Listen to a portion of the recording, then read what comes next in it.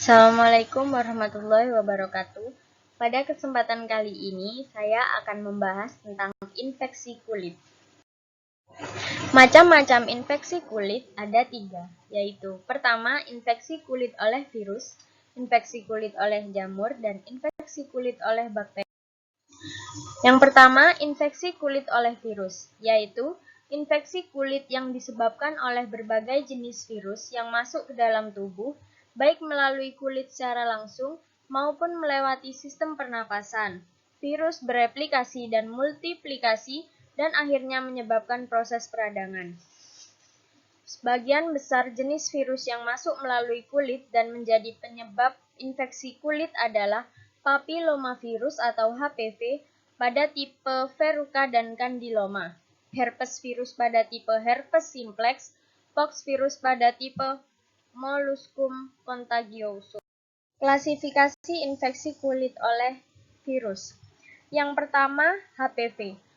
Kutil atau verruca vulgaris merupakan jenis infeksi kulit yang disebabkan oleh HPV. Verruca terlihat sebagai suatu nodul kutil yang kasar pada badan, tungkai, tangan, lengan, genitalia, dan bahkan pada membran mukosa mulut. Kelainan kulit ini berupa vegetasi bertangkai berwarna kemerahan. Yang kedua, herpes virus. Varicella dan herpes zoster adalah penyakit infeksi kulit yang disebabkan oleh virus herpes. Varicella atau cacar air adalah infeksi primer yang disebabkan oleh virus DNA herpes virus varicella. Penyebab yang sama yang bila mengalami reaktivasi pada pejamu yang tepat akan menyebabkan herpes zoster. Penyakit varicella cukup menular dan ditularkan melalui udara. Yang ketiga ada pox virus. Molluscum contagiosum adalah penyakit infeksi kulit yang disebabkan oleh pox virus.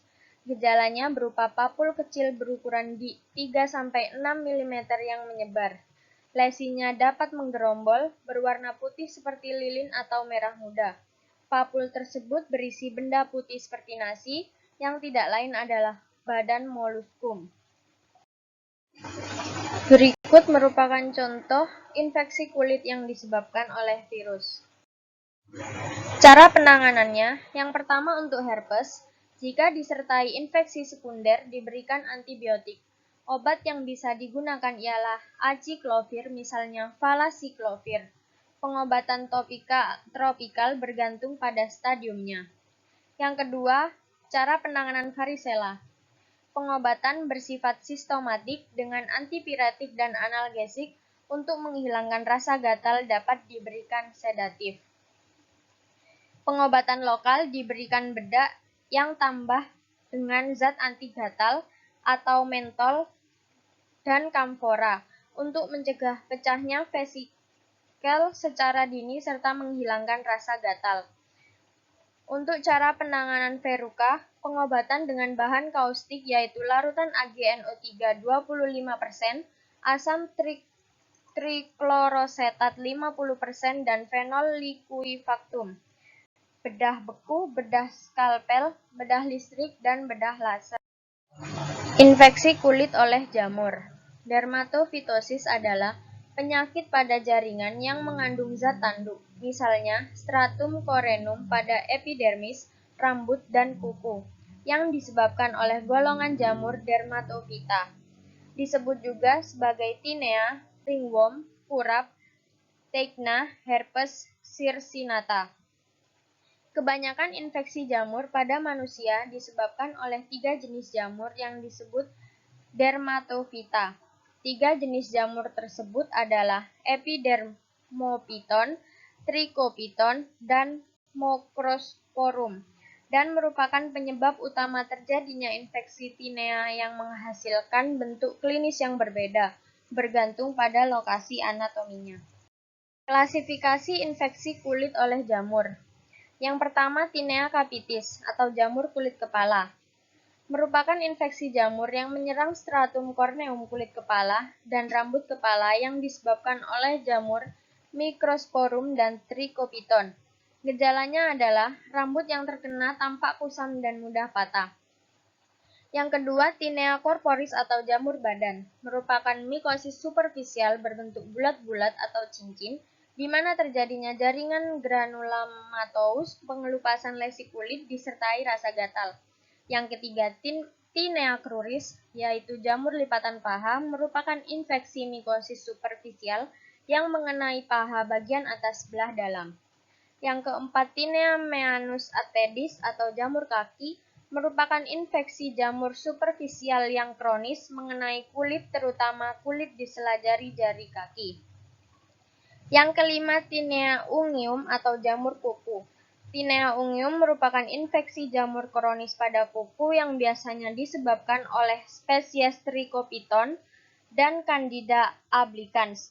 Gejalanya adalah kuku menjadi tebal, rapuh, dan tidak mengkilap. Yang terakhir, Tinea versicolor atau panu.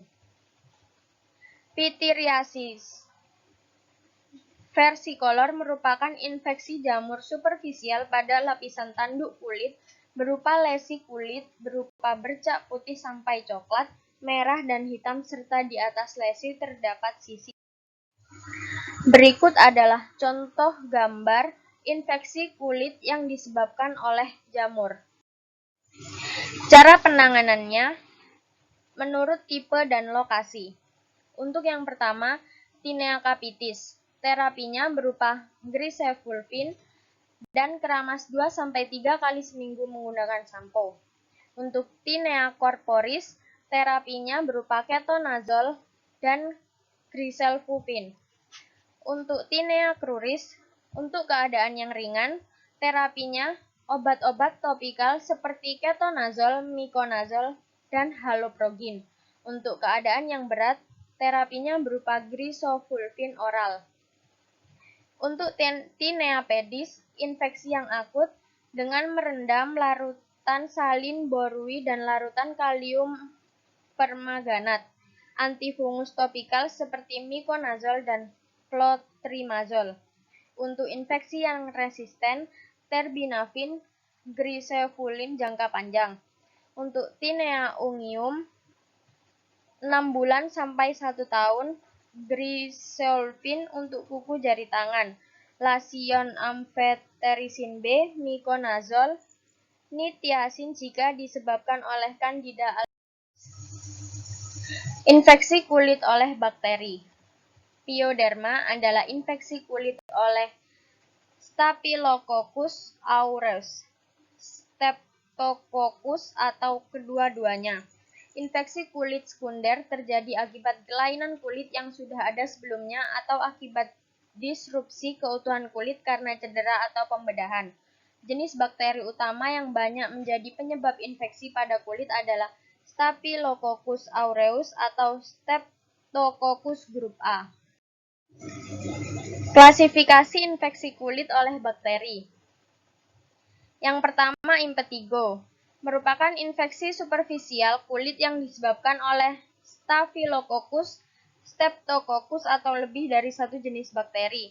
Daerah-daerah tubuh, wajah, tangan, leher, dan ekstremitas yang terbuka merupakan bagian yang paling sering terkena. Impetigo merupakan penyakit menular dan dapat menyebar ke bagian kulit yang lain. Yang kedua, selulitis, merupakan infeksi bakteri pada jaringan subkutan yang pada orang-orang dengan imunitas normal. Selulitis sering terjadi pada tungkai walaupun bisa terdapat pada bagian tubuh lain. Daerah yang terkena menjadi eritema, terasa panas dan bengkak serta terdapat lepuhan-lepuhan dan daerah nekrosis. Yang ketiga, folikulitis, furunkel, dan karbunkel. Folikulitis merupakan infeksi Staphylococcus yang timbul dalam folikel rambut. Papula atau pustula yang tunggal atau multiple muncul di dekat folikel rambut. Folikulitis sering terlihat di daerah dagu pada laki-laki dan yang mencukur janggutnya dan pada tungkai wanita. Daerah lainnya adalah aksila, batang tubuh, dan bokong. Furunkel atau bisul merupakan inflamasi akut yang timbul pada satu atau lebih folikel rambut dan menyebar ke lapisan dermis di sekitarnya. Karbunkel merupakan abses pada kulit dan jaringan subkutan yang menggambarkan perluasan sebuah furunkel yang telah menginvasi beberapa buah folikel rambut. Karbunkel berukuran besar dan memiliki letak yang Berikut contoh infeksi kulit yang disebabkan oleh bakteri. Cara penanganannya, yang pertama untuk impetigo, terapinya berupa benzatin, pensilin, atau penisilin oral. Terapi antibakteri topikal misalnya mupiroksin. Larutan antiseptik seperti povidone, iodin, atau betadine, atau koreksidin dapat digunakan untuk membersihkan kulit, mengurangi kandungan bakteri pada daerah yang terinfeksi dan mencegah penyebaran infeksi. Yang kedua, selulitis, benzil penisilin intravena. Bila tungkai terserang, istirahat di tempat tidur merupakan hal yang penting dalam pengobatan. Bila berkembang menjadi nekrosis jaringan yang luas, maka perlu dilakukan tindakan bedah. Yang terakhir, folikulitis, furunkel, dan karbunkel. Kompres basah dan hangat akan meningkatkan vaskularisasi serta mempercepat kesembuhan furunkel dan karbunkel. Larutan rifanol 1% dan yodium povidone 7,5%. Sekian penjelasan dari saya mengenai infeksi kulit. Wassalamualaikum warahmatullahi wabarakatuh.